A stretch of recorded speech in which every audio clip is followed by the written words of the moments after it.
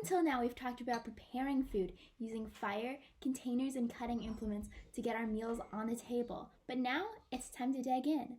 Today, it's time to get out your fork, spoon, and knife, and don't forget to wash your hands before dinner. First, the spoon, the simplest table utensil, and the first one every little kid learns to use, regardless of whether they then proceed to fork or chopstick. Spoons don't necessarily follow from containers. You can eat gruel with your hands, and you can tip the bowl for the more liquidy stuff, but they are pretty closely connected.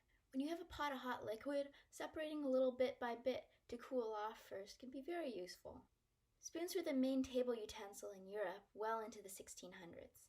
Spoons aren't a tough concept. Chimps fashion what you might be able to call spoons from blades of grass in order to scoop up termites. Our ancient ancestors attached shells to sticks to deal with more liquidy foods. Traces of wooden spoons are hard to find, but they likely showed up in all corners of the world. For such a basic utensil, spoons had a fairly large political significance in late 1600s England. During the reign of Charles I, spoons had thick hexagonal stems like a pencil and were fig-shaped, widening towards your mouth like a modern soup spoon, but often with a much deeper bowl. By 1649, when Charles I was executed, spoons had their own revolution. So-called Puritan spoons are of course simple and unadorned, but also changed shape to much more like what we have today, narrowing towards the mouth of the eater and switching towards a thinner handle on which it was sheer scandal to have a decorative knob. No etchings either. Decoration, especially religious, was frowned upon.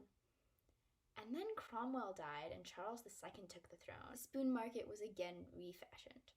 Decoration was back in. The more refined, the better your status. And yet, the basic shape became the tray food that we have today. As we get to our next utensil, I think it's about time I acknowledge the single most useful source in my research for this series.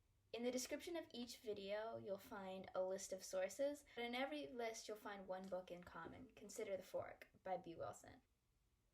She goes over the histories of all the different technology realms relating to food, and I just can't stop reading. Well, except to go get food. This book will make you hungry. So let's consider the fork then. When forks first appeared in the 11th century, they were laughed at. The standard way at the time to eat a hunk of meat was stuff and cut. You put it in your mouth, bite, pull, and then hack or tear the rest of it away until you got the part in your mouth that's small enough to chew. Eating little morsels speared on a fork was weak and overly conceited. In the early 1600s, forks were still an object of scorn. Political satirists made fun of politicians they didn't like by portraying them as effeminate fork eaters. That was the worst insult they could come up with. Real men didn't need forks. The only acceptable forks were little sucket forks for sweetmeats. But in Italy, forks were cool. You kind of need them or something for those long strands of pasta. So travelers to and from Italy eventually brought forks to the rest of Europe. By the mid-1600s, even the Puritans did not find forks superfluous. Turns out this adoption of forks had a much more significant effect than you might think it would, as did the use of table knives. Like we mentioned last week, table knives became blunter at this time with rounded tips, less likely to look harmful to your fellow dinner guests. New table manners were arranged to carefully subdivide food on your plate, stuff it under the fork using the knife, and put it delicately in your mouth so you wouldn't look crude or menacing to anyone. This not only changed table manners, but also the structure of our teeth.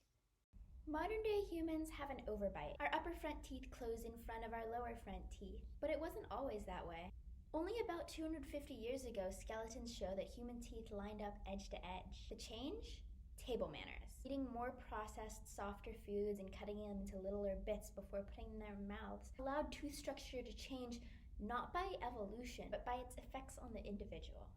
First among the aristocracy, and then gradually among the common people. Before the change, our incisors were not for incision or cutting, but rather to clasp food so that we could then tear it out of their mouths or hack it off with a knife. Anthropologist Charles Brace says he thinks that if any one of us were to start eating like that multiple times a day, our incisors would develop an edge-to-edge lineup as well. American pioneers, who took to refined table manners a bit later than Europeans, showed the change in tooth structure several decades later.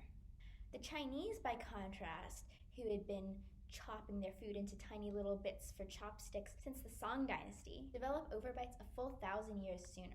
One more comment on table manners.